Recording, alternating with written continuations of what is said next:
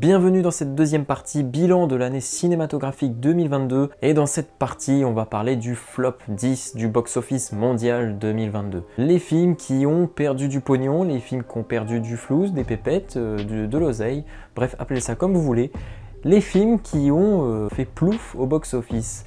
Et là vous allez voir qu'il y a quelques petites surprises. Il y en a certaines non, mais il y en a certaines plutôt.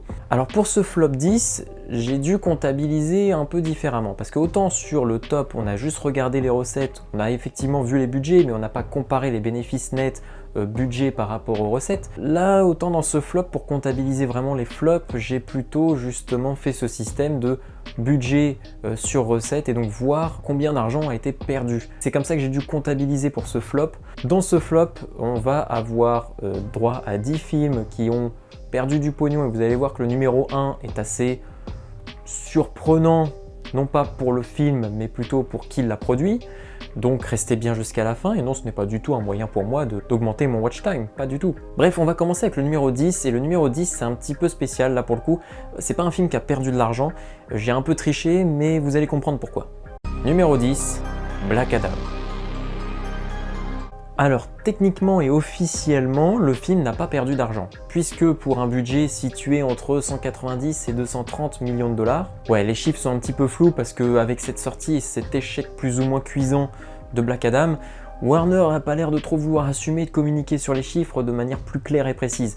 Donc le budget étant d'environ 190 à 230 millions de dollars, le film a quand même rapporté 391 millions de dollars. Donc a priori, techniquement, officiellement, le film n'a pas perdu d'argent. Mais si je le mets à la 10e place, c'est parce que clairement ce film est un échec pour beaucoup de choses. De 1, bon, la qualité du film. Clairement, bon, c'est un film d'action bien bourrin à la Dwayne Johnson, c'est-à-dire un scénario un petit peu vite fait, pas très intéressant. Bon, le film vous en met plein la vue, hein, donc en vrai, on s'ennuie pas vraiment, mais bon, la qualité est quand même assez médiocre et discutable. Et Dwayne Johnson surtout nous fait du Dwayne Johnson comme d'habitude, hein, c'est-à-dire impassible, je suis Monsieur Muscle, je fais où je veux comme je veux, et basta. Bon. Donc le scénario, le film en lui-même est pas ouf, les critiques sont plutôt négatives, malgré un box-office qui a l'air plutôt positif, a priori, il s'avère qu'en fait ce n'est pas un succès du tout, puisque pour Warner, c'est à peine rentable, et à l'échelle américaine, hein, sur le sol américain, le film n'a rapporté que, je crois, à peine 170 millions de dollars. C'est-à-dire que juste sur le territoire américain, le film a à peine, voire pas du tout, en fonction des chiffres qu'on prend en termes de budget, a à peine ou vraiment pas du tout remboursé son film. Ce qui est assez surprenant parce que pour qu'un film marche plutôt bien et qu'on considère, et que les sociétés de production considèrent qu'un film a plutôt bien marché, il faut que, au moins, sur le territoire américain, le film ait engrangé au moins la même somme que le budget. Au moins. Et après, à l'échelle mondiale, ça permet évidemment de booster les recettes. C'est le box-office mondial qui l'a sauvé, mais voilà, c'est pas non plus le succès de DC, surtout au vu de ce qui avait été promis comme étant le renouveau de DC, un film qui va marquer et changer l'histoire du DC Universe, comment on va interpréter le DC Universe pour plus tard. Effectivement, c'est plutôt un gros flop, hein, parce que le film est clairement en dessous de toutes les attentes. Et en plus de ça, on rajoute la petite crotte de nez, hein, sur le gâteau, puisque, oui, alors attention spoiler, à la fin du film, on a le retour dans la scène post-générique de Henry Cavill en Superman, qui avait du coup quitté son rôle de manière officieuse jusqu'à aujourd'hui. Donc, waouh, Henry Cavill revient, on va avoir un affrontement Superman contre Black Adam, ça peut s'annoncer intéressant, pourquoi pas. Et puis Henry Cavill qui officialise par communiqué officiel sur les réseaux sociaux son retour dans le rôle de Superman, pour que James Gunn, donc nouveau directeur, co-directeur du DC Universe et de DC Studio, on va dire, vienne dire quelques jours plus tard, non mais en fait finalement non. Donc on voit bien que DC sont toujours en train de patauger dans une merde sans nom. Donc faites des films plutôt indépendants, hein. On attend tous, je pense, Joker Folie à 2, on attend tous peut-être plus ou moins The Batman 2. Par contre, qui attend les prochains films du DC Universe qu'on a eu l'habitude d'avoir dans l'univers plus ou moins qu'on connaît? Personne. Shazam 2, je pense que tout le monde s'en fout plutôt royalement, même si ça peut être intéressant, mais tout le monde s'en fout. Donc voilà, c'est pour ça que j'ai mis ce film à la 10e place. Bref, on va rentrer du coup dans les vrais films qui ont vraiment perdu de l'argent, dans cette 9e place.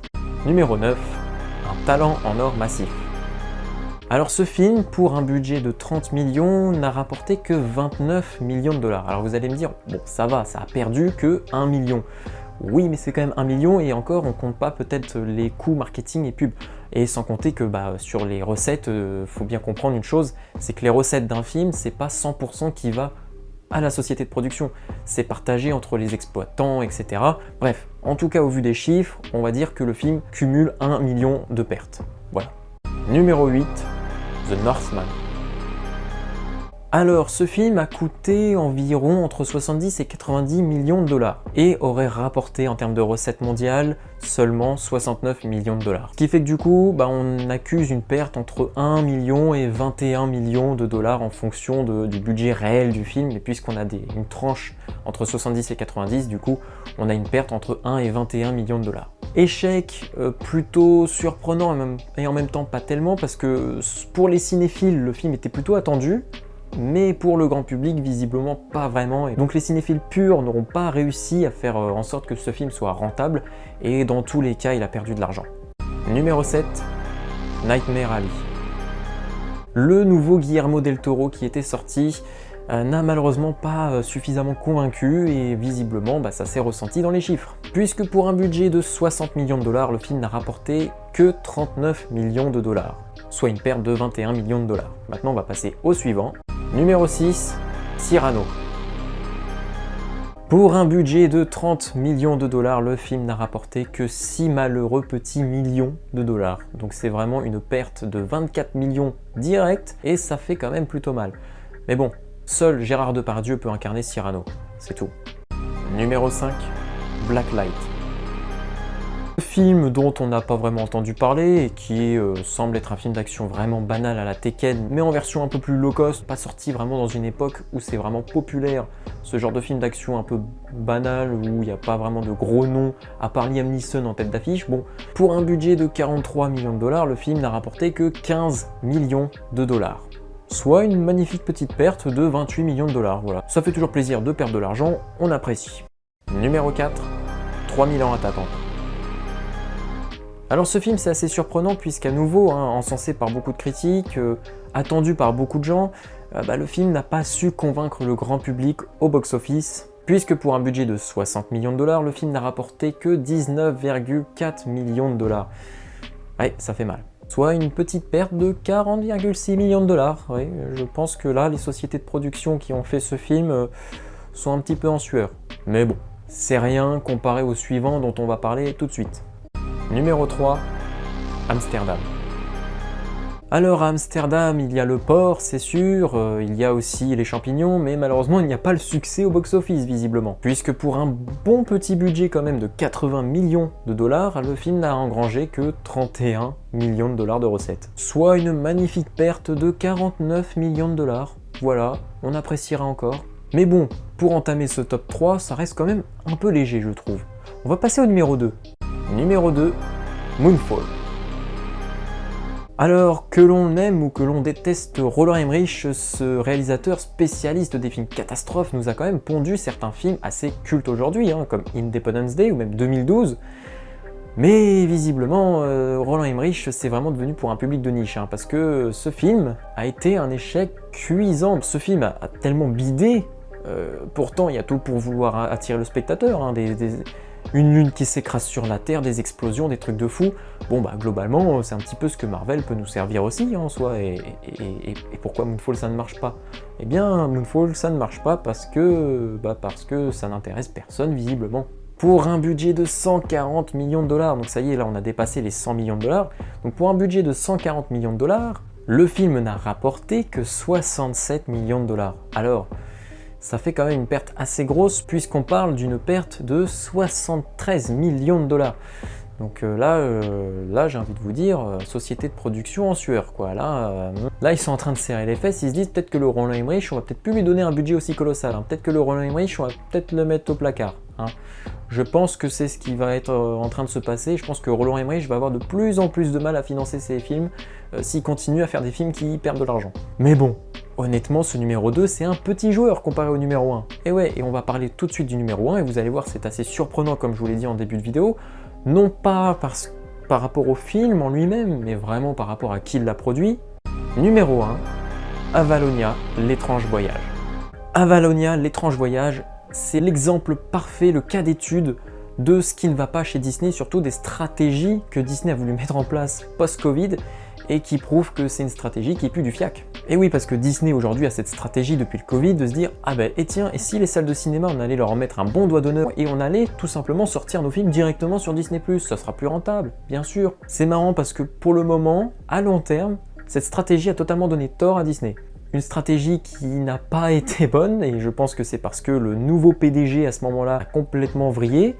C'est d'ailleurs une des raisons pourquoi il s'est fait virer, que l'ancien PDG de Disney est revenu à nouveau à la charge, parce que c'est lui qui avait fait gagner un pognon monstre à Disney ces dernières années. Donc, grâce à ce merveilleux PDG qui a voulu repositionner stratégiquement Disney sur le plan de la SVOD et non plus du cinéma, eh bien, on accuse le coup, hein. Ah ouais, avec une belle perte, hein. Mais on va déjà parler du budget. Le film a coûté combien? Le film a coûté 180 millions de dollars, donc c'est un film d'animation, donc c'est vrai que ça peut coûter cher, en plus c'est un Disney, ils ont des moyens. Donc un film d'animation Disney, en général, même les plus mauvais ces dernières années, arrivaient à être rentables. Mais là, ça fait quand même, depuis le Covid, plusieurs films Disney qui n'arrivent plus à être rentables, et plusieurs Pixar aussi qui sont relégués au second plan, par la nouvelle stratégie du coup que la société avait appliquée, mais voilà, 180 millions de dollars de budget, c'est bien, pour des recettes de 60 millions de dollars. Désolé, j'ai eu une envie soudaine de rire. Donc soit une petite perte de 120 millions de dollars. Voilà, donc Disney fait des films d'animation aujourd'hui où ils perdent plus de 100 millions de dollars. C'est magnifique. C'est joli, c'est off. Alors autant pour la qualité du film, je ne peux pas juger, je n'ai pas vu ce film, mais autant on voit que entre les stratégies de Disney qui sont nulles à yesh, les stratégies de communication qui sont vraiment pas bonnes, et puis le public qui visiblement n'a pas l'air d'adhérer, on voit que, et on constate que ça ne marche pas du tout et que ça fait perdre beaucoup de pognon, mine de rien. Donc j'espère que Disney, dans leur envie de tuer les salles de cinéma ou dans leur envie de notamment casser la France ou de casser les cinémas français, les exploitants français, de vouloir s'octroyer le monopole des productions cinématographiques mondiales, bref, dans leur volonté de tout contrôler, on voit bien que ils peuvent pas tout contrôler, et pas le succès non plus. Voilà, nous avons donc terminé cette deuxième partie et cette grande série, on va dire, de vidéos sur les tops et les flops box-office 2022. Bref, quant à moi, je vous laisse et je vous retrouve prochainement pour une nouvelle vidéo. En attendant, n'hésitez pas à liker, partager, commenter, mais surtout, n'hésitez pas à vous abonner pour ne pas manquer les prochaines vidéos. Moi, je vous dis à la prochaine. Ciao!